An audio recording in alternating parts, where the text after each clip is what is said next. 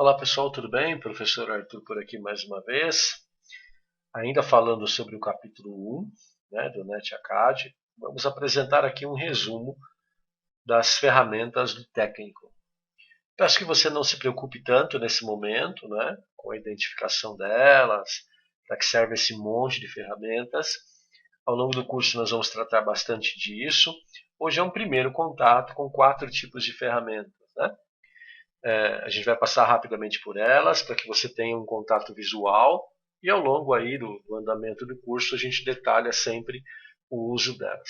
A gente vai falar hoje das ferramentas de ESD, que é a eletricidade estática. Vamos falar das ferramentas manuais, vamos falar das ferramentas de limpeza e vamos começar a falar das ferramentas de diagnóstico, mas repito, algo bem superficial para você conhecer em nível geral, né, o que elas representam, ok?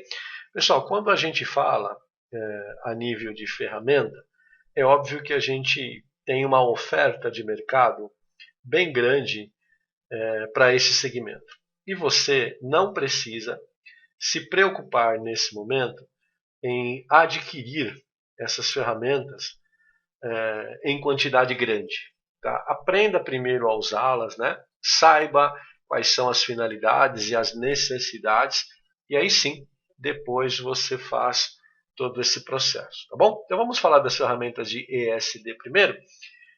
Ainda no capítulo 1, a gente apresentou as características da eletricidade estática. Falamos que ela é um fenômeno físico, né? E esse fenômeno físico ele gera uma situação de perigo para os componentes, né? Gera uma situação de perigo para o funcionamento da máquina. Então, existem 2 ferramentas que você pode utilizar para minimizar esses efeitos da alta tensão provocada pela eletricidade estática. O primeiro deles é a pulseira, né? Aqui ela é uma pulseira com um material em tecido e embaixo aqui dessa superfície amarela você tem uma chapinha metálica que vai fazer contato com o corpo do técnico. Essa superfície metálica está em contato com esse fio que vai lá para o gabinete da máquina ou para o aterramento da instalação elétrica. Ok? É uma ferramenta barata, acessível e se você for trabalhar com computadores eu recomendo fortemente que você compre.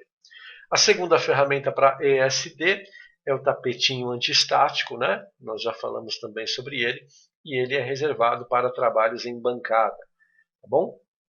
Assim como a pulseira, ele tem um conector metálico que vai ficar preso, né, agarrado a uma superfície metálica maior para evitar que a eletricidade estática danifique os componentes que estiverem colocados sobre ele. Então, ferramentas ESD, essas 2. As ferramentas manuais, né? As ferramentas de uso manual. E aqui é importante que você saiba que não precisa comprar aqueles kits grandes, com 6 chaves de fenda, 10 Phillips, 3 estrelas. Você vai perceber ao longo do curso que você precisa de um número mínimo de ferramentas para te ajudar. Tá? Uma ferramenta muito conhecida é a chave de fenda, você precisa ter apenas uma delas, pode ser tamanho médio.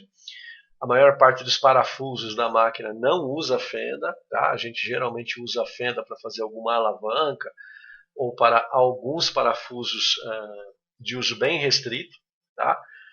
E é muito comum que você encontre essas chaves no mercado, tá bom? O que a gente mais usa para prender os parafusos da máquina são os parafusos do tipo Phillips, são os que têm uma estrelinha na ponta, né? São 4 pontas. E aí eu aconselho que você tenha pelo menos 2 chaves Phillips, tá? Uma pequena e uma média para soltar os parafusos de desktop. Quando a gente falar lá de notebooks, aí eu vou falar de conjuntinhos mais específicos para aqueles parafusos, tá? Mas agora, em se tratando de desktop, apenas uma pequena e uma média já são suficientes.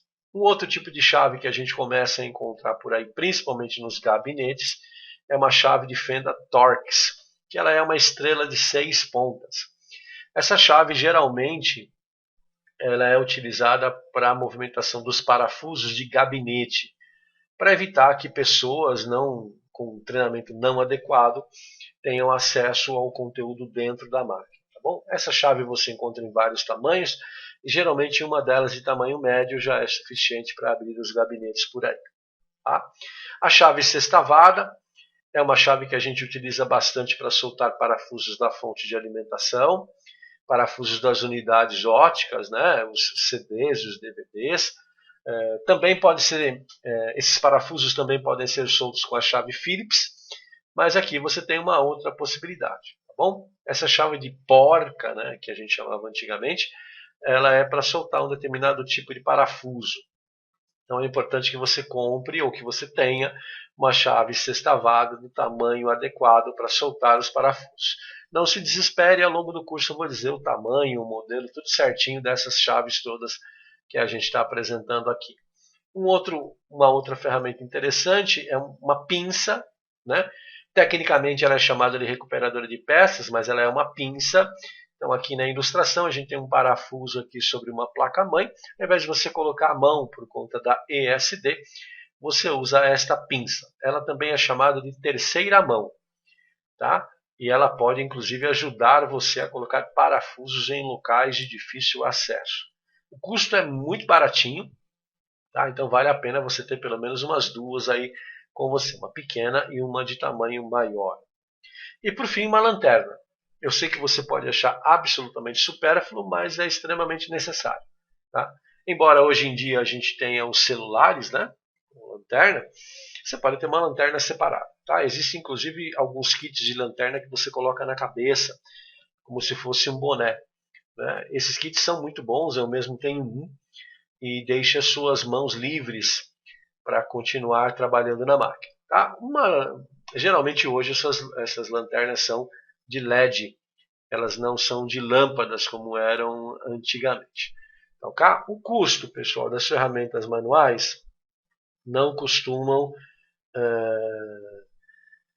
ser altos. Né?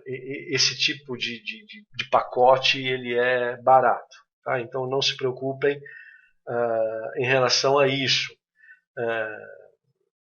Não compre também aqueles kits exagerados de tamanho. Você vai perceber que ao longo do tempo você usa poucas ferramentas, tá? Então fique tranquilo em relação a isso. Vamos falar um pouquinho agora das ferramentas de cabeamento. Nós vamos ter 2 capítulos no NetAcad, né? O capítulo 7 e o capítulo 8, que vão tratar exclusivamente de redes, e lá você vai ter acesso a essas ferramentas. Tá? Uma ferramenta que a gente utiliza é o alicate de corte, tá? Não precisa ser um alicate grande, daqueles de eletricista. Né? Você pode ter um alicate comum, tá bom? E ele é usado para cortar fios. Esse daqui é um alicate para desencapar fios, é um descascador de fios. Você vai ver lá no capítulo 7 e no capítulo 8 que ele tem uma finalidade interessante, tá? Para tirar a ponta dos cabos, né? E aqui ele permite que você trabalhe com várias espessuras de cabos. No nosso laboratório na escola a gente tem alguns para vocês manusearem. Tá? Ele não é imprescindível, tá? Porque a gente consegue descascar o fio com outras ferramentas, mas ele agiliza bastante o trabalho. Aí sim, um alicate de crimpar. Tá? Crimpar é colocar aquela pontinha plástica nos cabos de rede, nos cabos de dados. É uma ferramenta imprescindível se você quiser usar para produzir cabos em grandes quantidades. Tá? Então, eu recomendo que você compre um de qualidade. Tá? Existem vários alicates mais em conta que não compensam o investimento. E aqui, por fim, a gente tem uma ferramenta chamada Punch Down, que é uma ferramenta de perfuração, que é para colocar conectores naqueles espelhinhos de tomada. Tá? Não se preocupe também em adquirir essa ferramenta ou em entender o funcionamento dela nesse momento, porque nós faremos isso na prática, lá se tudo der certo, né? Lá no capítulo 7 e no capítulo 8. Ok? E por fim, as nossas ferramentinhas de limpeza. Pessoal, que na verdade não são ferramentas, né? São recursos para limpeza de máquinas. Então, flanelas e paninhos, tome muito cuidado, né? Utilize sempre paninhos que não soltem fiapos. Também não arranhem, né? Muitas vezes a gente pega essas flanelinhas e vai limpar a tela do computador e fica tudo arranhadinho. Então o melhor é você comprar um paninho apropriado para isso. O custo é muito baixo. Tá? Spray de ar comprimido, pessoal, isso é caro. Né? Eu tenho uma latinha de reserva, principalmente quando vai trabalhar com manutenção de notebooks, mas não é algo que impeça o seu trabalho. Tá? Um bom pincelzinho resolve esse problema também. Okay? A gente tem as abraçadeiras, as amarras, que é importante você tê-las em quantidade para prender fios, né, dentro do gabinete. Você vai ver isso, você vai acompanhar a sua necessidade, ok? E as caixinhas para guardar as peças, né, organizadores. Isso é quando você vai trabalhar em bancada, tá? É muito bacana que você tenha. Tem vários kits, né, em cores diferentes, para parafuso da tampa, parafuso de dentro. Vale a pena, tá? Tem muitos técnicos que utilizam aquelas embalagens de sorvete, aqueles potes plásticos de sorvete. Bom, as ferramentas de diagnóstico, de novo, não se preocupe com elas, né? A gente vai trabalhar com elas ao longo do curso. Multímetro digital, esse é um equipamento razoavelmente caro e ele tem um uso específico, que é para verificação das tensões, né, da quantidade de energia dentro do computador. É de uso em laboratório ou na maleta do técnico, porque a gente tem multímetros em tamanhos pequenos, tá? Você tem multímetros digitais, como esse aqui, onde o técnico lê o valor digital, e a gente tem multímetros analógicos que são de ponteirinho. Eu recomendo que você utilize sempre os digitais, tá? Um outro equipamento é um adaptador de loopback. Na verdade, ele é um conector, né, que não tem a outra ponta. Tá? Ele tem algumas conexões aqui dentro para simular o funcionamento de uma impressora, por exemplo. Tá? Então, lá no capítulo de impressoras, eu vou ensinar vocês a usar esse tipo de adaptador. Ok? Uma outra ferramenta é um gerador de onda e tom. Esse tipo de ferramenta é de uso bem específico, bem restrito, e eles são usados para rastrear cabos nas paredes. Tá? Então você não sabe onde está passando o conduíte, você vai usar esse tipo de dispositivo. No nosso laboratório a gente faz um exercício lá para você aprender, mas não é um equipamento de uso obrigatório, principalmente se você for usar para fazer manutenção em computadores apenas.